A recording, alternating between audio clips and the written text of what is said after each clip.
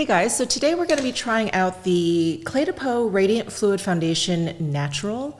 I'm a big fan of the Radiant Fluid Foundation Matte, and I don't really like matte foundations, but that CLE DE PEAU matte foundation is amazing. It's probably my favorite matte foundation, so I really wanted to try this version.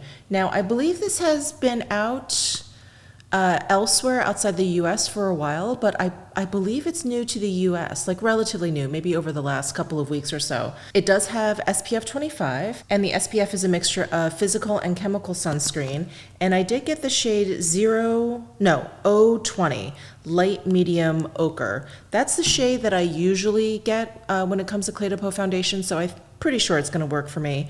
And then I did also pick up the Correcting Cream Veil. It has a broad spectrum SPF 21, and this, I feel like they had this, and maybe this is like newly reformulated, and the sunscreen is also a mixture of chemical and physical sunscreen in here as well. So that's what we're going to be trying today. We're going to be putting this on first and then applying the foundation, and I will be doing a full day wear test.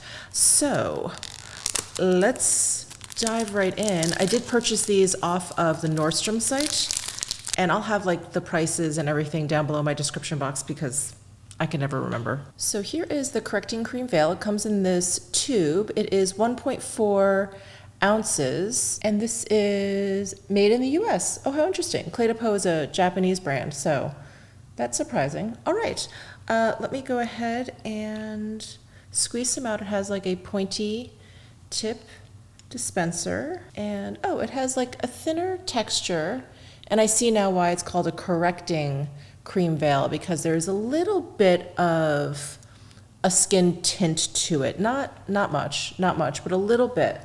So I'm just gonna apply what I squeezed out. Oh, it has a really interesting scent. I don't know if it's a fragrance, like an added fragrance, but the scent of this, it actually smells like it's fermented. Huh. All right, well, it's definitely left a little bit of a white cast on my face, and it definitely has like a little bit of like a silicone slip to it. And I'm trying to figure out if it's like mattified my skin.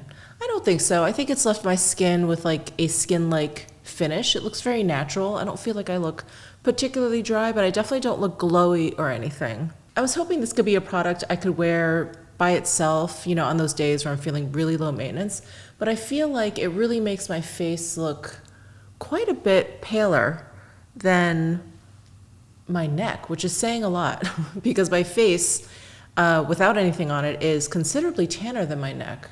I feel like I tried their previous version of this and maybe I decluttered it, because when I went through my collection before I placed this order, I was like, I couldn't remember. But now that I'm using it, I'm like, I do think I used a previous version of this, and I feel like I had a very similar experience. I can't quite remember though, you guys. I try a lot of stuff. Apologies. Okay, let's try this Radiant Fluid Foundation Natural. So excited. Again, I have it in the shade 020, and this bottle is the same as the matte, except the matte has frosted glass, and this has a clear glass bottle. But it is like a formidable bottle. It is very, very large and square. Like the cap is just as large as the base. So I'm gonna go ahead and shake this up. In the bottle, I have to say, this shade looks a little cooler than other versions. It almost looks kind of cool. Like it has a little bit of a pink tint to it. We'll have to see. All right, in this bottle, before I forget, it is also made in the US. It is 35 mils, so it's 1.1 fluid ounces. Oh wow, there's an expiration date down there.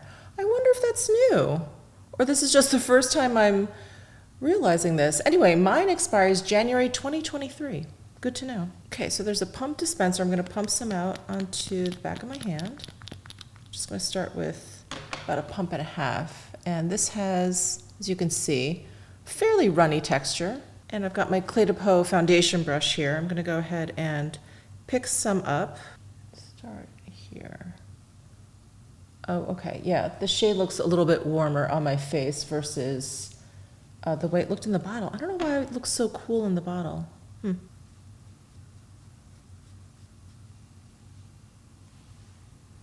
Ooh, there's that beautiful natural finish. Ooh, that looks nice. The coverage I want to say is like a light medium because I really haven't put too much on, but I feel like I'm getting some decent coverage. For me, you guys know, I really like a light kind of coverage foundation. So when I say decent coverage, I mean like light medium. And the foundation does have the signature CLE De Peau rose scent to it. It's very faint though.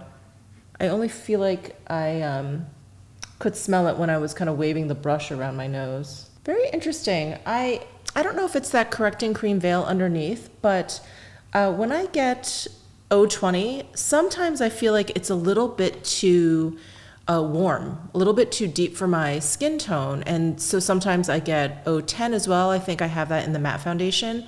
And sometimes I mix the two, and 010 I use like in the fall, winter, 020 if I'm feeling tan in the summer.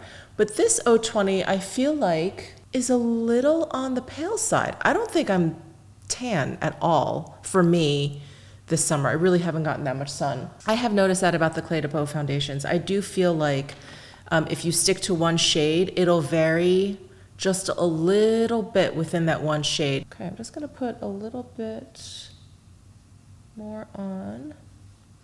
And I did not apply any to this side of my face. So trying to get a sense of the coverage. Yeah, I would say it's like a light medium. It's hard to tell with the correcting cream veil because I do feel like it evened out my skin tone a little bit, but this side looks even a little bit more perfected. And there is that natural glow. Really beautiful. I do like the finish. All right, let me go ahead and finish applying it to the rest of my face, and then we'll do some close-ups just to see how it's sitting on my forehead, around my nose, kind of like all my problematic areas. Okay, I'm just taking a close look. God, in my monitor, I look really, really pale. Really pale. I don't feel like I look quite that pale in real life. But yeah, I look really, right? I look really like white cast, kind of like powdery. All right, well, I'm taking a close look here just to see how the foundation is sitting on my skin. Well, so far it looks pretty good. It's been about 5 minutes, but so far it does look pretty good. So let me bring you in close. I'm gonna zoom into my forehead and then we'll pan down to my chin. But usually along my forehead, like along my hairline, I have some leftover texture from old eczema. It's almost like scarring, and so sometimes foundations will like separate or just look a little bit weird there, won't sit well, but this foundation's sitting really well up there. It looks nice around the eyes. I don't feel like it's emphasizing fine lines. It looks good around the end of my nose, which is another problematic area, I think, for a lot of us because it's an oilier part, but I feel like this is looking really good there. And then I do have a little bit of texture along my jawline here. And so sometimes foundations will cling to that, but I don't see that with this foundation either. So far I think it looks really good. I do, however, think this shade is off. I think I may have to exchange this for 030, but we'll see once I get other makeup on. So I'm just gonna hop off camera. I'm just gonna finish up my makeup. I'm just gonna do something light so it doesn't camouflage the foundation too much. And I'll be back to do my first check-in. It'll probably be in about an hour. Okay, I'm back. I put on the rest of my makeup. I had to tie my hair back. I was starting to get really warm. But let's do a quick check-in and see how everything is looking. It's been about an hour. Yeah, everything still looks good. My hair does not, but everything else looks good. Tip of my nose looks good. My forehead looks good. Yeah, all right. I am hoping to do a pretty long wear test because I got a very early start this morning. I started at about 8 because it's 9 o'clock now. So we'll say I put it on at like 8 a.m. So I'll be back probably around dinner time, and that'll be like a 10-hour wear test. So I will see you guys in a little bit. Hello, I am back. So I did not do a check-in. I'm sorry. Today totally got away from me. I apologize. So I'm here. It is about 5 p.m. So I've had this makeup on for 9 hours, and I just sat down and turned on the camera, so I haven't even looked at what is going on here. So let's take a look. I definitely look a little bit shiny. Now I did use a little bit of the new LYS pressed powder. I just hauled this in that Sephora try-on haul. This guy right here. And I used just a little bit, but I'm definitely getting a little bit of shine coming through. I'm not really surprised. The reason why the day got away from me is because I was out running around, running errands. My husband and I are putting together a water rower. So I've had an active day. So I'm not surprised that I look a little shiny. That's my first observation. In terms of wear, I feel like everything looks great. I didn't put any concealer on because I wanted to see this foundation everywhere. I only put a little light layer of that powder. I think everything looks really great, actually. I'm looking at that problematic area on my forehead. I'm looking at the tip of my nose. It actually looks pretty good. And I did wear my mask twice. Not for that long, but I did have it on and off twice. Maybe the tip of my nose has worn off just a little bit. Yeah, maybe just a little bit there. But everything else I think looks actually really fantastic. Well, let me do a close-up here. I'll do the same thing. I'll zoom into my forehead and then kind of pan down to my chin.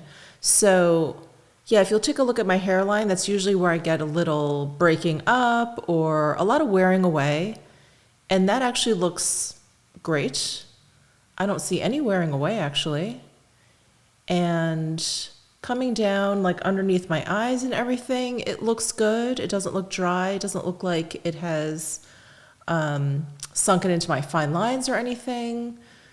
And then the tip of my nose, which is the oiliest part of my face, if anything, you know, I'll usually see a little bit of breakup there, which I feel like is so normal, but I don't even see it with this foundation. Oh, it looks really, really great. And then down on my chin. So the whole mouth area is always kind of an issue for me. Just, you know, from eating and drinking, I feel like for some reason, like I'll get wearing away around my nose, but around my mouth, it'll just get like, I don't know, like cakey. It'll start to look really, really cakey. But I don't see that either. This looks really fantastic. After 9 hours of a really busy day, I want to say the only thing is that I look a little shinier. Some of my oils have come through. Wow, well, I am super impressed. And I think I've been trying to decide all day. I'm like, does this shade work? Does this shade not work?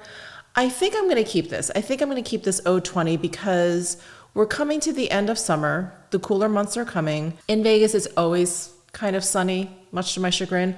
But I think if anything, I don't know. If anything, I'll get another shade. I was kind of thinking if I really like this foundation, I'll get the 030 as well and kind of keep the 020 because I do think this works with me. I mean, I did put a little bit of a bronzer. I have some blush down or whatever. So I feel like once I got all my other makeup on, I feel like this shade works. So anyway, I hope you guys enjoyed this wear test. I'm really sorry I didn't do a check-in. I apologize. It's just one of those days. Anyway, thanks so much for tuning in. Subscribe down below if you haven't already, and I'll see you in my next video.